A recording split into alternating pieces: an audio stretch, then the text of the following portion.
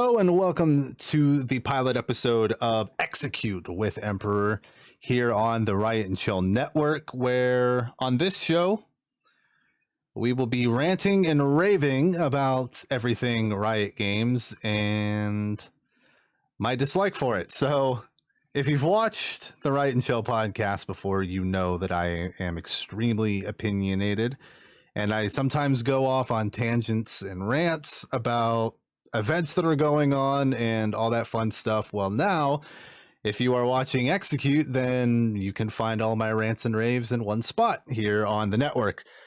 Now, today's topic is going to be the Mid-Season Invitational 2022. And before I get into anything, I want a disclaimer. I love Riot games. I love League of Legends. I love Professional League. I love international tournaments. With that being said, my God, what an absolute train wreck this event was. And I feel like we should have seen this coming from day one. Now, of course, with everything that's going on with Ukraine and Russia right now, the CIS was not able to send a representative to the Mid-Season Invitational. Understandably so, but I do feel extremely bad for UOL for not being able to make the tournament. Obviously, what's going on has nothing to do with them, and it's sad that they have to pay a consequence for something that they themselves are not involved in.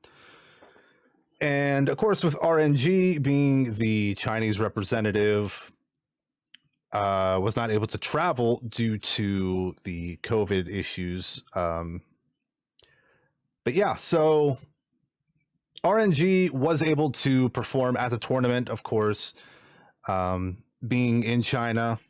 They basically inflated ping at the event in South Korea, which got a lot of people mad, rightfully so. But I feel like this could have been completely avoided altogether. Now, back when, you guys remember in 2020, if you did watch, the Vietnamese team, GAM Esports, was not able to travel to MSI due to COVID issues. Now, they were scrapped from the tournament completely. Absolutely just scrapped from it. We're going to continue without you. Fast forward 2 years later, the same issue happens to the LPL China representative. However, accommodations are made, and there are reasons to why. And we'll dive into that a little bit, but for me, the whole entire tournament was just ridiculous. It was too long, way too long of a tournament. The fact that you're running a group stage and then a rumble stage, then a knockout stage. These guys have been practicing and practicing and practicing every day that they're not playing for close to a month, probably with no breaks. And I think that that's kind of ridiculous because towards the end you would get burnout, especially if you are playing solo queue in Korea. If you're playing in solo queue and you are in Korea, your ping is probably set around 7 to 9, which incredible ping. I know everybody here in America wish we had that kind of ping. Me, where I'm at, I get 39, 40 ping, but people talking about like 35 ping, it's not a big issue. When you're, let's say 9 and you have 35, it's 24 ping issue. For me, if I even get 10 ping, I notice a massive difference. Now me, I'm not the top League of Legends player in the world, because my teammates hold me back from being that, but seriously, if I notice that ping difference, how do you think a professional player who is used to the same ping environment has to, play solo queue and then try to adjust for a tournament with artificial ping involved? I think that's a little ridiculous to have happened, but the event's over now, so we have nothing we can do about it. But I think it could have been a very, very, very simple fix. It would not have gotten messy. RNG would not have had to have played their games over. if they just simply were not invited. Now, I know that that sounds a bit extreme, and there is major backlash for not having the LPL representative there, but I feel for the competitive integrity of the tournament, there should be no special treatment. However, special treatment was made due to the fact that it is a Chinese representative. A lot of people that watch international events, or even in general, a lot of people that watch League of Legends, China is up there as one of the top viewerships.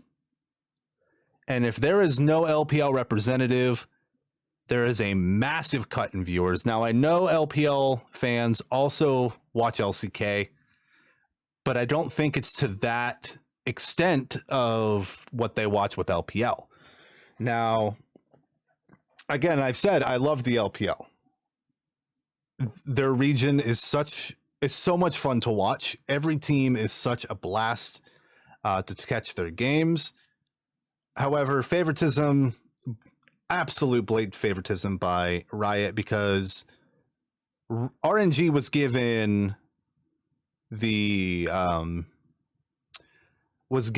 adjustment that GAM Esports was not given. Now, granted, LPL viewership, I guarantee you, is much higher than Vietnamese viewership, but it's the fact that for competitive integrity, that was not met.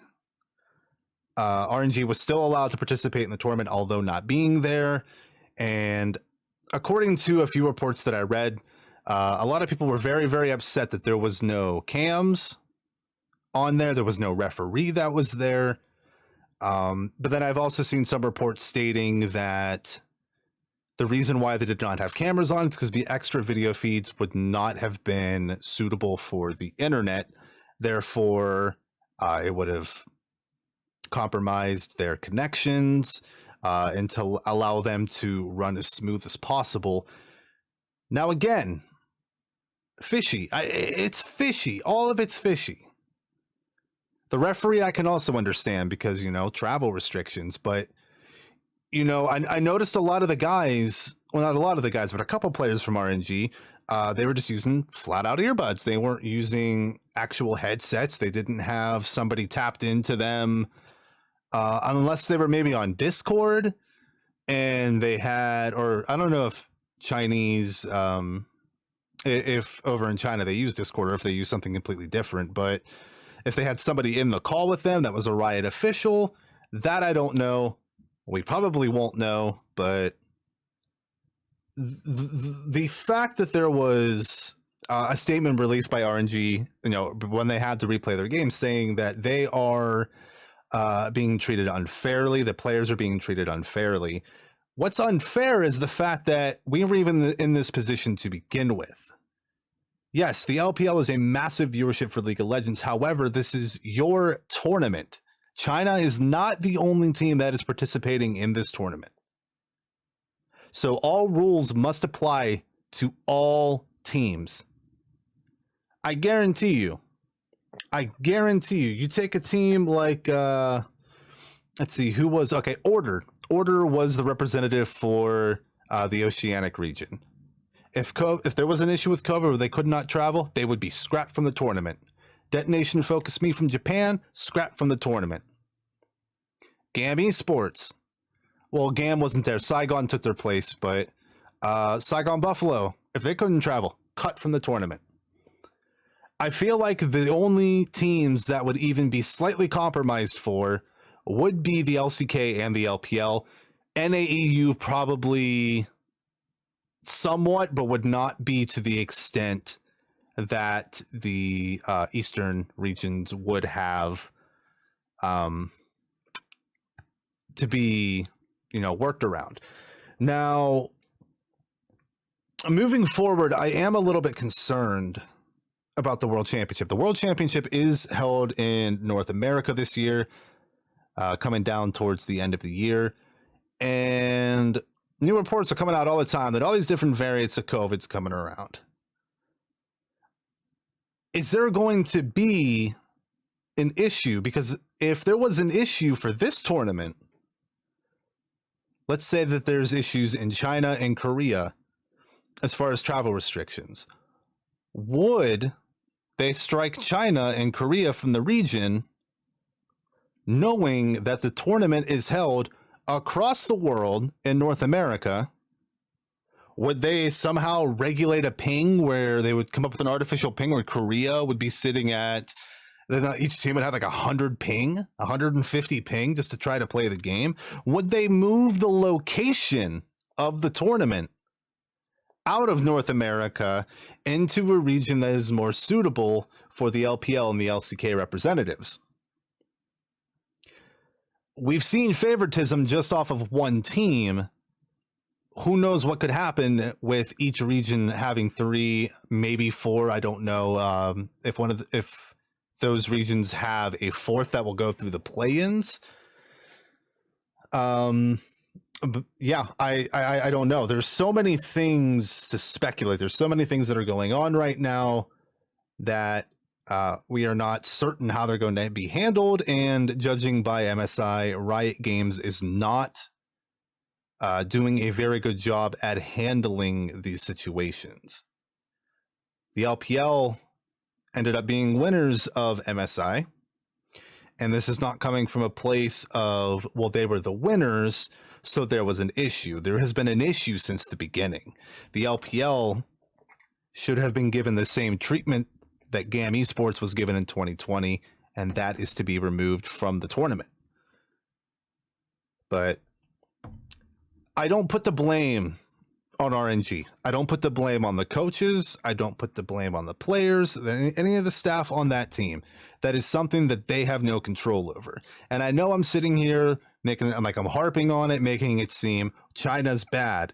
LPL is a bad region. They should not have been there. That's not fair. I know that's what I'm saying, but my anger is not directed towards them. And although they have received a lot of flack from the community, from the league community, about you're only there because of Riot favoritism. End of the day, they won the tournament. They made it through groups. They made it through Rumble. They made it through semis. They made it through finals. They are the best team in the world. You cannot take that away from them. Should it have happened? No. Riot should have put a stake in that in the very beginning. At the end of the day, for Riot Games, it comes down to the viewership, and understandably so. Viewership generates money. Money is what keeps your business running. And I have no issue with that. I understand that. But if you are going to be the host of a tournament, competitive integrity must be #1 priority. No favoritism. And that is all I have for you guys today. If you enjoyed the video, leave it a thumbs up. It really helps the channel out tremendously. If you would like to follow us on our social medias, they will be down in the description below. Feel free to check out any other content to be uploaded on the channel, and subscribe to stay up to date on everything. We will see you guys very soon with another Execute. I'm Emp, signing off.